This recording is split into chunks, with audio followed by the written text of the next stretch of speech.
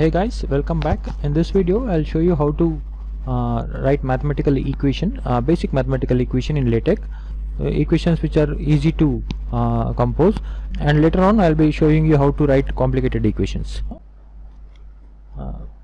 Document class and article / begin document and end document. Okay, let's say you are writing a document and paragraph, a technical paragraph, and you come across equation somewhere in that paragraph, something like this. The equation below shows, right, and go to next line. In LaTeX you have to write equation between two dollar symbol. Say x is equal to, let me compile it. Okay, fine. So this is what we have. The equation below shows x is equal to, say if I want to write a simple equation, a divided by b, for that / fraction,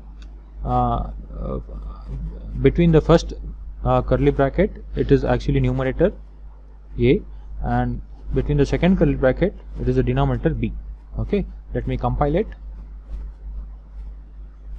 Fine. So x is equal to a divided by b, right?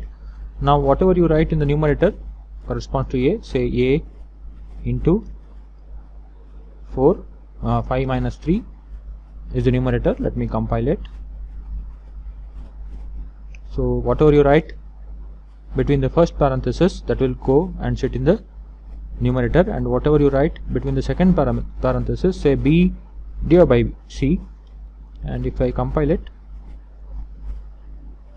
okay, so this is how we can write a simple mathematical equation in LaTeX. And if you want to continue with this, I mean after this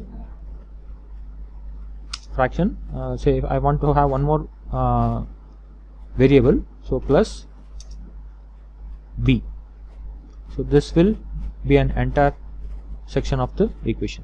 So a into 5 minus c divided by b by c plus b. Okay,